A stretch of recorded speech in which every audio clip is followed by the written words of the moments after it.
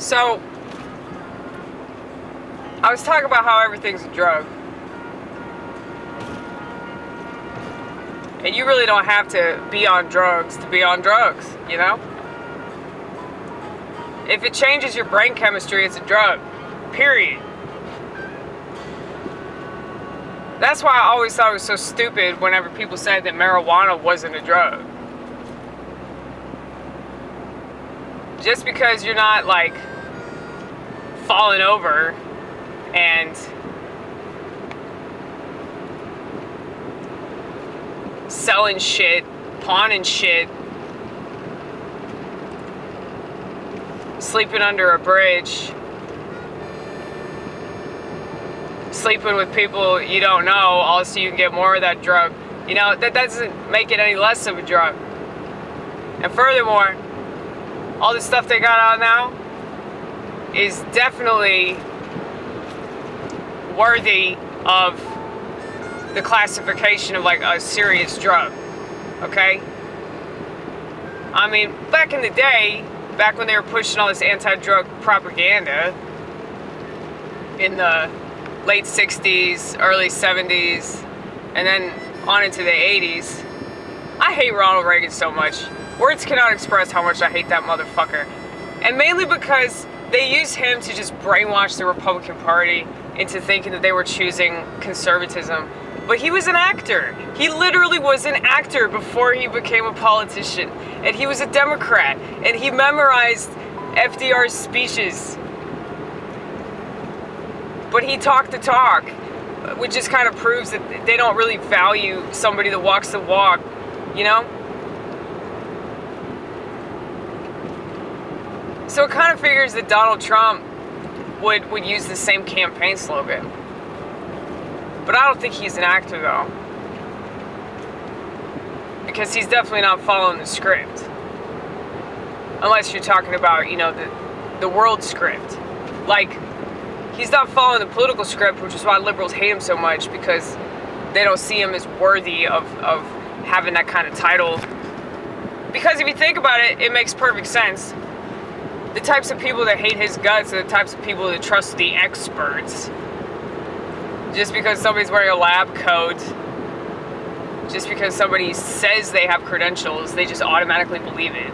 So, of course they would be super duper offended by a motherfucker like Trump getting into office. And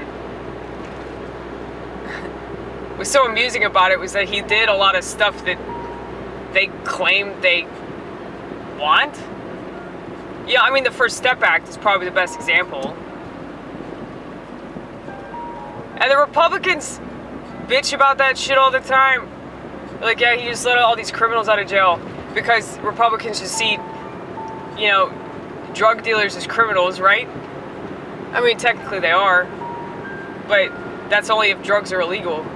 But if the government's bringing them in and the government's supplying them, then how? Why are they illegal? It's just making them money. That's the whole thing about it. Once you dig a little bit deeper,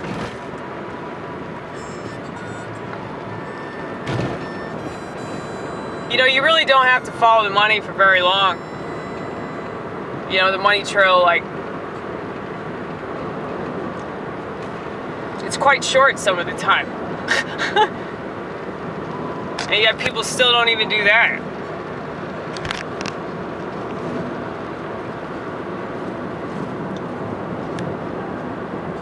But I feel like a lot of people just don't have the balls, you know, to be a tried and true conspiracy nut job, you know? Mainly because practicing what you preach, like that takes a lot of effort. And that takes, you know, determination. A lot of determination, a lot of resilience, a lot of sheer tenacity, like I've said. But, you know, just not caring about being lambasted by people that don't know what they're talking about.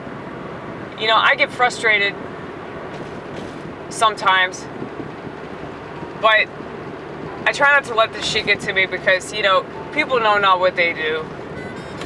They do whatever they're told to do. because nobody ever taught them to question anything. So why wouldn't they do what they're told, you know? Why wouldn't they just like follow the herd? It doesn't matter if the herd is committing suicide. They want to commit suicide too because that shit's cool, you know? That's the next step, okay? Suicide. And if you think about it, so many things are suicide, and I'm not going to talk about what you probably assume I'm going to talk about. Okay, I think that, you know, getting married, I mean, that's a form of suicide. And really, my priest agreed with me. He said that, yeah, you're killing yourself, and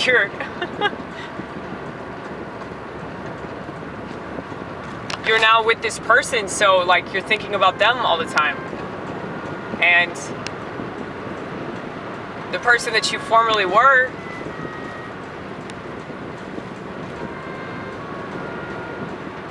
I mean, of course, there's still, like, some elements of it, but, you know, you're kind of dead. That person is dead now. Like, now you're joined in matrimony. God has ordained you to be with this person till death do y'all part. And so, I mean, that's a really serious thing. That's a really serious commitment. I feel like people just don't take that shit seriously at all, you know? And having sexual intercourse with somebody, you know, I've definitely done that with people that I don't give a fuck about. Which is kind of ironic when you say it like that, you know, because, well, yeah, I don't even really have to explain that, but, it's just sad, like, when I think about that, when I think about the people that I just gave that up, I gave that up to them, and you know, I was, you know, intoxicated, or you people I was in, like, a committed relationship with that I thought I was in love with. It's like, it's depressing to think about, you know, that person still exists, or, you know, well, I really don't know. I really don't know what's going on with them. And back then, you know, when I was in a relationship with them and we were doing that, it's like we were as close as two people could be, you know, quite literally. And now I don't know where the fuck they are or what the fuck they're doing. And, you know, people shouldn't do that. That's just horrible. I know that men are more able to do that than women, which is why it's absolutely disgusting them pushing women's rights, because with women's rights, that pretty much guarantees that women are going to be sexually promiscuous, because you're giving them the okay to do that. You're saying, hey, be a man and slut it up, and it doesn't matter. Nothing matters. We're all nihilists now. I mean, I don't think it's okay that men behave like that either, but it's considerably worse for a woman because the bitch has a uterus. She's got a uterus, and she's got hormones, and she's got, you know, feelings attached to everything. But now they have so many women hooked on psychiatric medication that just zombifies them and takes away their God-given empathy, their God-given ability to nurture, their God-given ability to share compassion. And she's not masculine. You know, like, you can't make a woman masculine. You can just take away what makes her human. So in a way, like, that's partly feminine, but it's really more her humanity than anything else. But you see the same thing with men. So the pharmaceutical companies are just robbing people of their humanity. And it's just so sad that the public, you know, they don't seem to mind.